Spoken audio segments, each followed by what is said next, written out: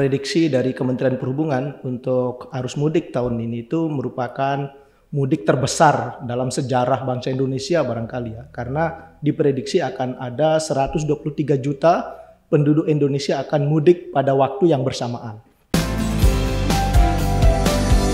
Sudut Dengar Parlemen. Halo, ketemu lagi bareng Nadia Kanaya tentunya di Sudut Dengar Parlemen buat pendengar dan pemirsa TVR Parlemen dan juga pendengar dan pemirsa RRI Net. Boleh gabung lagi, kita ngobrol-ngobrol lagi di Sudut Dengar Parlemen kali ini. Kita mau ngebahas sesuatu yang akan kita rayakan, akan kita sambut secara meriah. Apalagi kalau bukan mudik lebaran ya.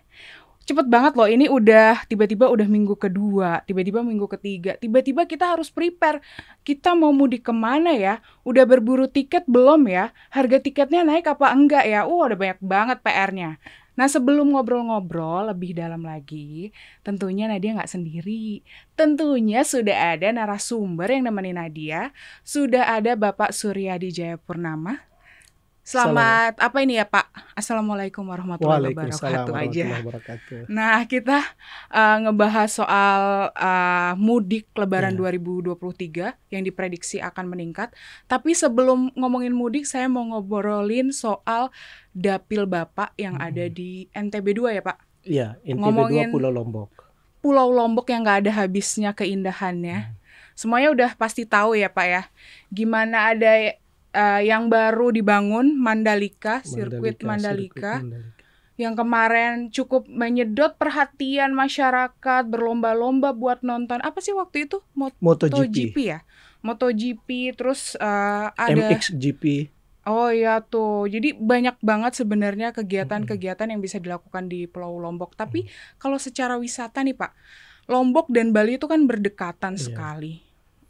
Apakah antusias masyarakat, baik mancanegara maupun lokal, untuk ke Lombok juga sudah sama nih dengan Bali? Ya, terima kasih. Jadi memang kalau kita bicara pariwisata di Lombok, sebetulnya tidak kalah dengan Bali ya. Potensinya bahkan lebih besar, lebih banyak dibanding dengan Bali. Apa yang ada di Bali, ada di Lombok. Tapi apa yang ada di Lombok belum tentu ada di Bali. Contohnya? Contohnya misalnya di Lombok kita ada MotoGP. Ini kan salah satu olahraga paling bergengsi di dunia. Kalau sekarang kita gagal menjadi Piala Dunia U20, tapi Lombok sudah sukses menjadi penyelenggara MotoGP. Wah, itu aplaus buat Pulau Lombok. Ada juga MXGP. MXGP ya. Ya. Kemudian di Lombok itu kan laut dalamnya indah sekali, sampai gunung tertingginya ada di sana. Yang unik, biasanya orang mancing di laut. Di Lombok kita bisa mancing di atas gunung. Oh iya, di mana? Ada Danau Segara Anak itu di puncak gunung. Ketinggian di atas 2000 meter, ikannya besar-besar. Ikannya apa ya biasanya kalau di... Ada ikan karper, ada ikan nila gitu ya. Jadi kita bisa mancing di atas gunung, kemudian healing dengan pemandangan yang luar biasa, ada sumber air panas. Dan yang tidak kalah juga adalah potensi wisata budaya dan kulinernya. Oke. Gitu. Karena Lombok ini adalah pertemuan timur dan barat. Yang ada tenun-tenun itu juga ada di tenun Lombok, ada di Lombok. Tariannya ada di Lombok. Bahkan ada tari tradisional yang paling seru itu ada di Lombok. Namanya tari Perisean. Oh gitu. Itu perpaduan antara ketangkasan, keberanian, dan juga seni. Seni tarung menggunakan tameng dengan alat pukul dari rotan bernama penjalin dan ende. Dan itu belum ada di dunia. Satu-satunya ada di Lombok. Saya pernah melihat by video. Semoga tahun depan atau beberapa waktu yang akan datang udah bisa nonton secara live, diundang sama Bapak satu lagi Suryadi. Nih, alat musik di Lombok itu alat musik paling besar di dunia, namanya gendang bele. Itu dipukul, belum pernah lihat itu. Itu besar sekali alat musiknya dan itu mengalahkan drum band. Ya, musik yang paling populer di dunia kan drum band. Tapi kalau dibandingkan dengan gendang bele, drum band itu tidak ada apa-apanya. Waduh, siapa yang Saya mau undang ke Lombok. Wah, gimana teman-teman, sudah siap, sudah ready? Tapi kalau kita mau wisata ke Lombok atau mungkin ada yang bertujuan mudik ke Lombok, nah kita mau nanya-nanya nih seberapa persiapannya untuk mudik 2023 ini. Dari Komisi 5, Mbak Suryadi sebagai salah satu anggota, sudah ada belum sih Pak pembahasan-pembahasan soal mudik 2023 yang katanya nih akan naik sekitar 47% ya Pak? Betul. Dari yang tahun lalu 85 juta. yang tahun ini diperkirakan 123 juta. 23 juta. Nah, itu gimana persiapannya? Ya, jadi memang betul prediksi dari Kementerian Perhubungan untuk arus mudik tahun ini itu merupakan mudik terbesar dalam sejarah bangsa Indonesia barangkali ya. Karena diprediksi akan ada 123 juta penduduk Indonesia akan mudik pada waktu yang bersamaan.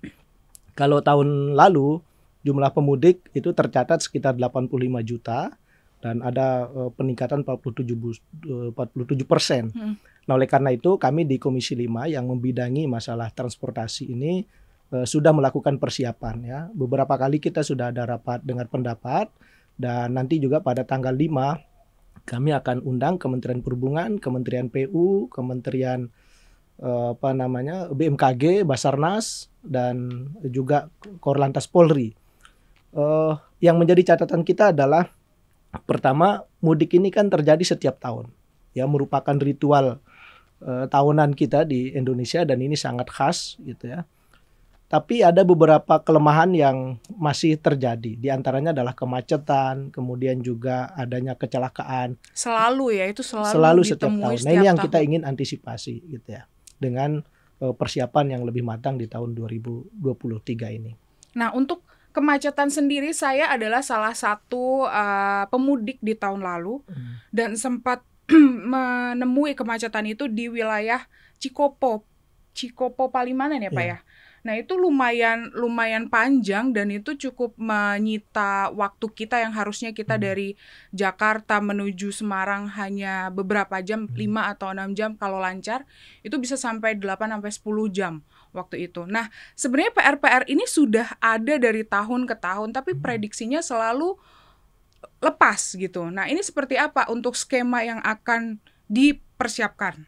Ya, memang harus ada kebijakan yang integral ya terkait dengan kemacetan ini. Karena dari tahun ke tahun memang ada beberapa titik yang selalu menjadi tempat-tempat terjadinya macet. Salah satunya adalah di Tol Cipali. Nah, setelah kita evaluasi ada beberapa faktor di situ. Pertama, memang kebijakan tentang libur. Nah, libur tahun baru, libur lebaran dan cuti bersama. Nah, ini kita berharap waktunya bisa diperlebar supaya tidak numpuk penumpang itu pada hari-hari yang sangat terbatas. Kemudian yang kedua, penerapan ganjil genap juga relatif efektif ya sejauh ini. Oh ya, tahun lalu kemarin juga ganjil genap ya? Di samping kita minta supaya pintu-pintu tol itu yang pembayarannya ini harus diintegrasikan. Karena sering terjadi macet itu pada saat di pintu masuk.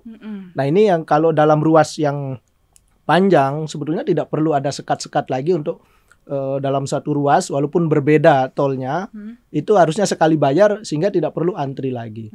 Nah, ada juga faktor sempitnya ruang ini rest area sehingga pintu masuk parkirnya tidak cukup sehingga di situ terjadi kemacetan dan juga yang parah itu ketika terjadi kecelakaan maka ini akan membuat kemacetan parah. Nah, oleh karena itu memang perlu diantisipasi dengan mulai dari aspek kebijakan sampai kepada aspek-aspek teknis ya. Terutama pemenuhan standar pelayanan minimum bagi operator jalan tol ya agar aspek-aspek itu bisa diminimalisir gitu. Jadi mungkin tahun lalu sebenarnya sudah diterapkan ya Pak untuk tap yang satu kali di awal kemudian jalan gitu.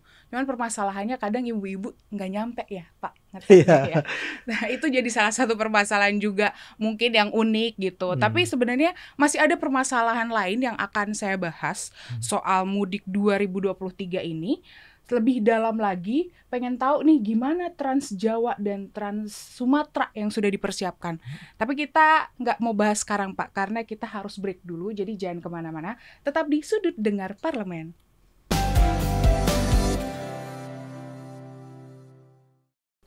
Kembali lagi di Sudut Dengar Parlemen dan masih ngobrolin soal kesiapan mudik 2023. Jadi yang mau siap-siap mudik boleh mendengarkan. Ayo merapat gitu ya kan. Pak Suryadi, tadi kita udah ngebahas soal soal gimana infrastruktur dan yang lain-lainnya. Tadi soal permasalahan di tahun lalu ya Pak, antara ngetep lah, terus habis itu rest area. Nah, sekarang kita mau mempertanyakan soal ini kan Trans Jawa sudah akan ada yang ditambah lagi, ada yang Cisumdawu, kemudian yang di Demak juga akan dibuka setelah diuji coba kemarin. Nah, kemudian ada Trans Sumatera juga. Nah, gimana ini untuk persiapannya ini? Berarti akan semakin kompleks lagi nih yang harus dipersiapkan.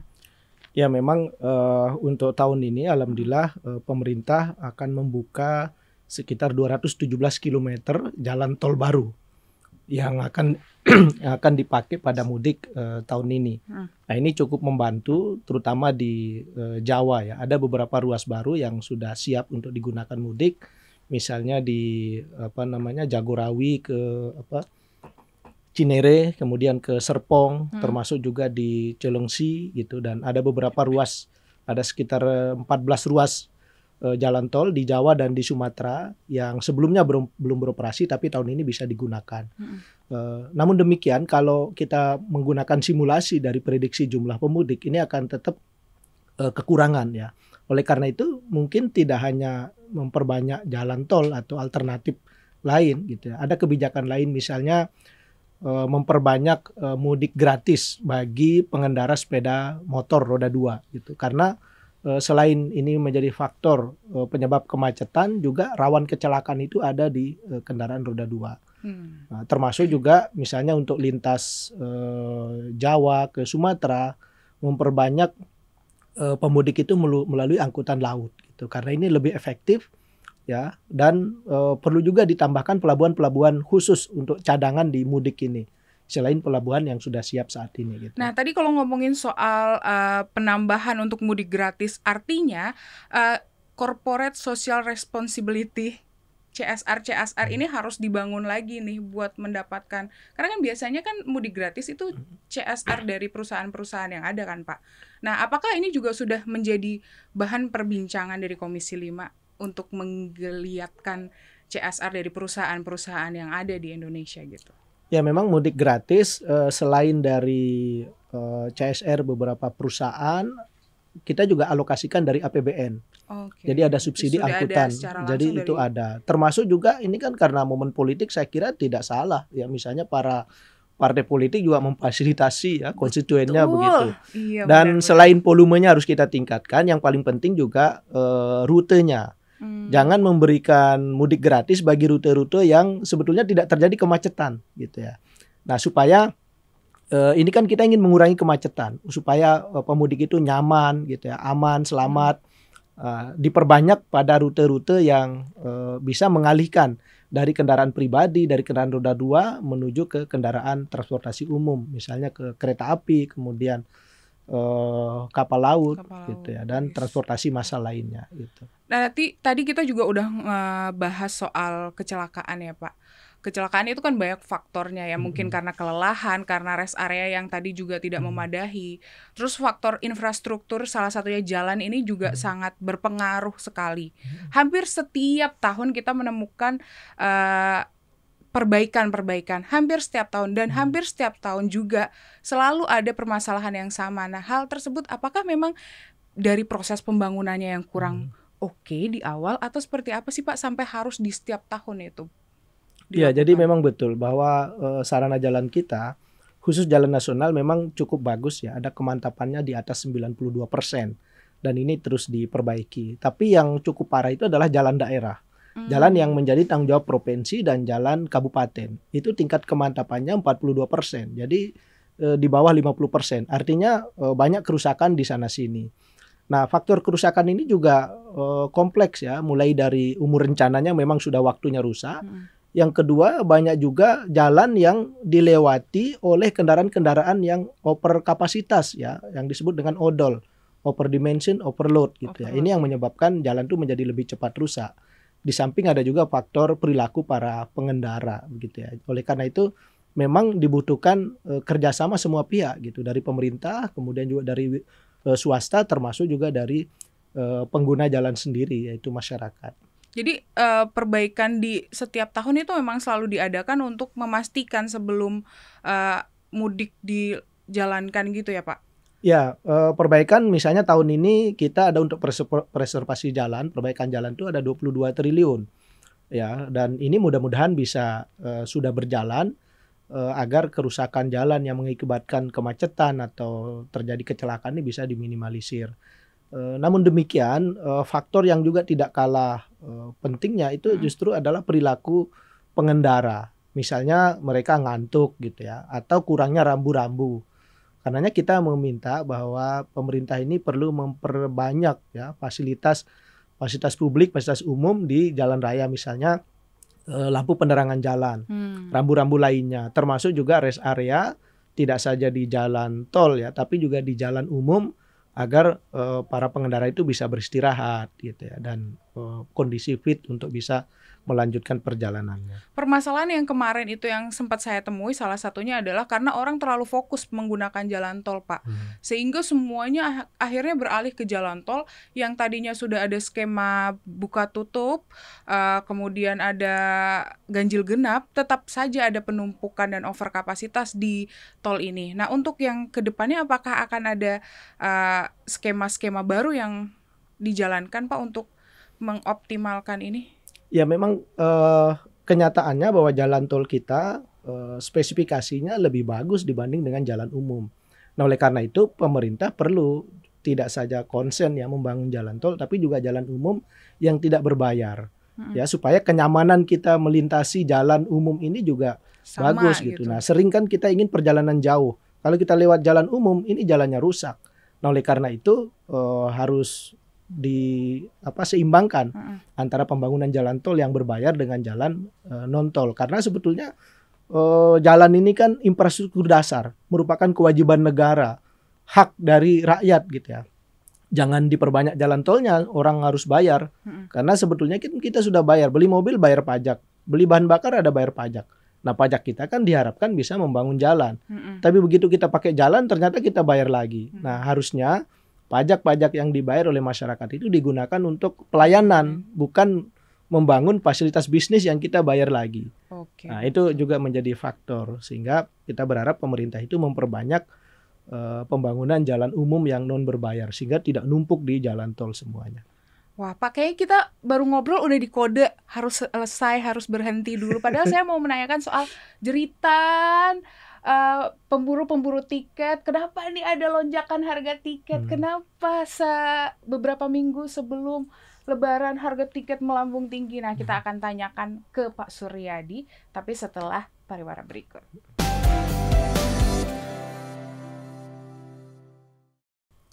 Kembali lagi di Sudut Dengar Parlemen dan masih dengan Pak Suryadi. Tadi kita udah membahas bagaimana dengan kesiapan dari infrastruktur tol dan jalan nasionalnya juga.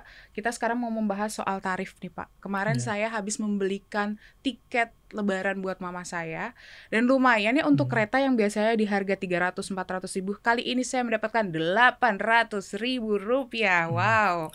Nah itu untuk seperti itu tuh apakah memang ada standarisasi yang sudah diberikan untuk kenaikan harga tiket di jelang Lebaran atau seperti apa sih, Pak?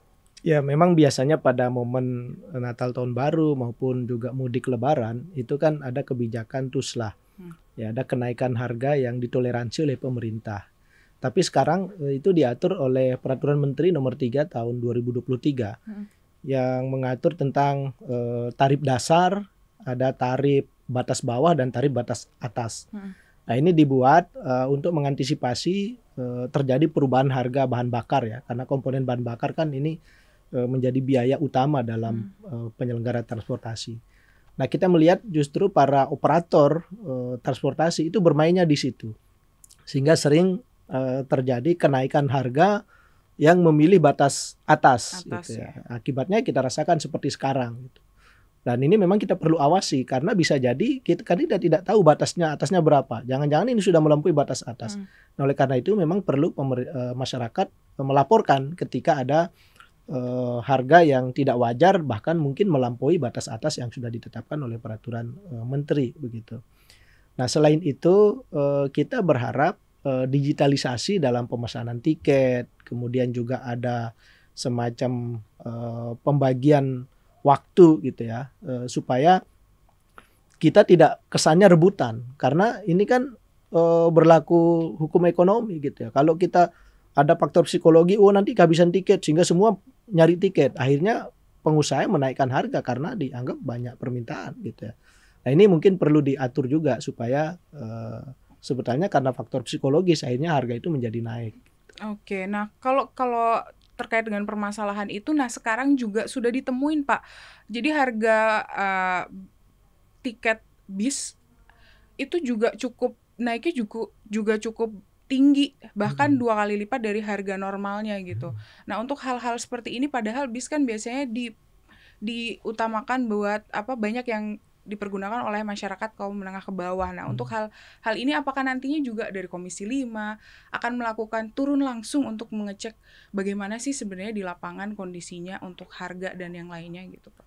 Ya memang ini akan menjadi salah satu concern kami nanti dalam rapat dengar pendapat bersama Bapak Menteri Perhubungan ya, terutama supaya masyarakat tidak dirugikan gitu ya, agar pertama harus dilakukan sosialisasi yang masif agar masyarakat tahu berapa sih batas atas untuk rute-rute tertentu, sehingga kalau ada penjualan di atas itu bahwa ini pelanggaran gitu. Nah, bisa dilaporkan ya? Bisa dilaporkan karena itu ada sanksinya nanti, mulai dari sanksi administrasi sampai pada misalnya penghentian izin operasi dari operator itu. Nah, tapi ini berlaku untuk transportasi umum yang ekonomi. Kalau yang bisnis atau yang premium itu tidak diatur, itu murni mekanisme pasar. Berarti kalau yang bisnis dan premium itu kembali ke mekanisme pasar, karena mereka memberikan fasilitas yang yang dijual gitu ya, bukan fasilitas standar yang memang harus menjadi hak penumpang gitu. Termasuk yang punya BUMN. Iya. Jadi mereka ada 2 kategori, ada memang sarana transportasi kelas ekonomi dan ini beragam memang fasilitasnya. Ini diatur batas bawah, batas atas dan ada harga standar. Tapi yang punya pelayanan lebih dari itu, nah itu menggunakan mekanisme pasar. Oh, berarti kalau memang mau mendapatkan harga yang lebih ekonomis ya pergunakanlah yang ekonomi itu, tapi ya ibaratnya fasilitas yang akan didapatkan ya seadanya gitu ya Pak. Yeah. Kemudian kalau mau memberikan fasilitas yang lebih bagus, ya pasti ada harga, ada. Ya, misalnya ada beberapa operator di bis ya, itu kan fasilitasnya mulai dari ada tempat tidur, ada wifi gratis, ada. Nah, itu tidak diatur karena itu di luar fasilitas dasar yang harus dipenuhi oleh operator. Selain permasalahan tiket, ada permasalahan cuaca yang sedang kita hadapi. Nah, di mana mode transportasi laut seperti kapal, kemudian penyeberangan juga, kemudian pesawat, ini kan sangat bergantung dengan cuaca yang saat ini tidak menentu ya. Kadang kita hujan, kadang kita panas, kadang angin dan yang lainnya. Nah, seperti apa untuk kerjasama dari Komisi 5 terkait hal ini? Kan di sini Komisi 5 juga ada BMKG dan Basarnas ya Pak. Nah untuk hal tersebut seperti apa Pak? Ya memang BMKG juga kami undang dalam setiap rapat dan nanti juga pada tanggal 5 akan kita undang bagaimana mekanismenya menyebarkan informasi tentang cuaca supaya para pemudik dan juga para operator dari penyelenggara transportasi ini bisa mengantisipasi baik itu jadwalnya maupun apa yang perlu dipersiapkan. Ya misalnya saat ini kan kita sedang masa peralihan dari musim penghujan ke musim kemarau. Ini kan biasanya fluktuasi cuacanya sering tidak kita bisa prediksi. Nah oleh karena itu perlu sosialisasi lebih masif dari BMKG. Yang kedua, kalau tadi kita bicara pencegahan, maka yang paling penting juga adalah kesiapsiagaan dari Basarnas, ya, atau Badan Pencarian dan Pertolongan, termasuk juga potensi SAR dari masyarakat, karena sering karena keterbatasan peralatan, keterbatasan sumber daya manusia dari Basarnas, beberapa kejadian itu tidak bisa ditolong dengan cepat. Nah, partisipasi masyarakatlah yang sangat diharapkan, ya, terutama ketika terjadi insiden kecelakaan. Nah, untuk hal kayak gini kan kita lumayan harus mempersiapkan diri nih Pak. Salah satunya kemarin kan permasalahan cuaca ini kan juga menjadi dilema di masyarakat gitu. Untuk antisipasi jalan darat maupun laut kan ada nih. Gimana dengan darat? Darat kan juga cukup kayak waktu tahun lalu juga hujan deras gitu tuh cukup mengganggu pandangan para pemudik gitu. Sedangkan masih gelap, tol juga tidak ada pencahayaan yang cukup. Nah, itu untuk hal-hal tersebut juga akan disiagakan untuk Basarnas juga di darat, kemudian tim-tim yang lain dari kepolisian dan yang lainnya juga pasti akan disiapkan juga ya, Pak. Memang kita sudah mengidentifikasi dari Basarnas beberapa titik-titik yang potensi terjadi insiden kecelakaan ya, baik di darat, di laut gitu ya. Dan di situ ada pos-pos yang sudah disiapkan. Tapi yang paling penting kan bagaimana pencegahannya. Oleh karena itu faktor-faktor yang perlu dipersiapkan itu kan di kendaraannya. Jadi semua fasilitas fitur-fitur di kendaraan keselamatan ini perlu dipersiapkan seperti lampu, kemudian rem, dan berbagai fitur-fitur keselamatan lainnya ya. Termasuk juga rambu-rambu di jalan. Nah, dan yang tidak kalah penting sekali lagi juga faktor perilaku pengemudi.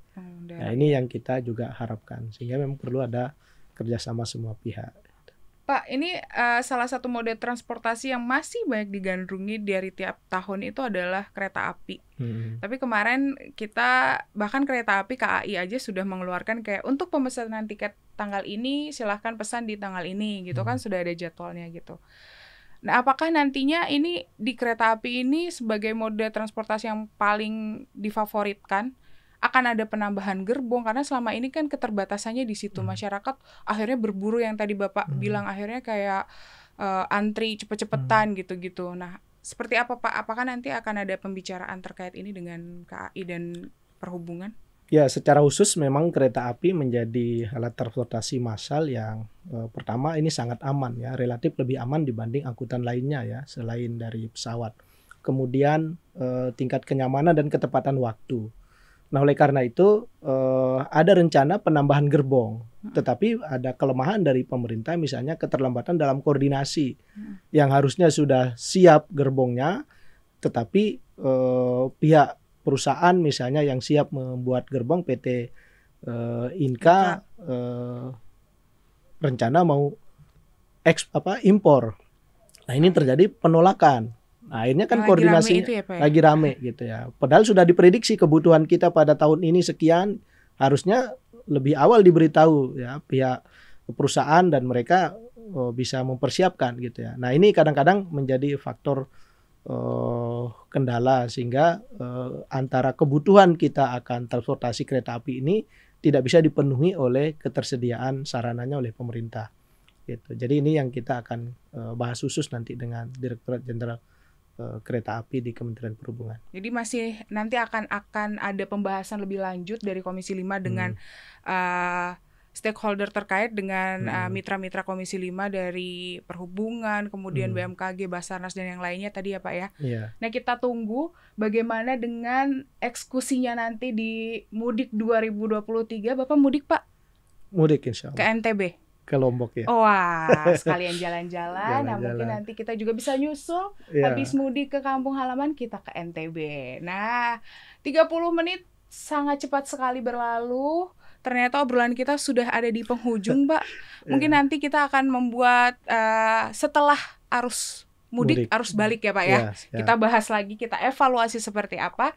Terima kasih buat pendengar dan pemirsa TVR Parlemen, kemudian RRI Net juga yang sudah mendengarkan kita. Semoga obrolan kita kali ini bisa memberikan manfaat dan kesiapan buat yang mau siap-siap mudik 2023. Akhir kata, saya Nadia Kanaya dengan Pak Suryadi Jayapurnama beserta kerabat kerja yang bertugas undur diri. Sampai jumpa. Assalamualaikum warahmatullahi wabarakatuh. Assalamualaikum warahmatullahi wabarakatuh.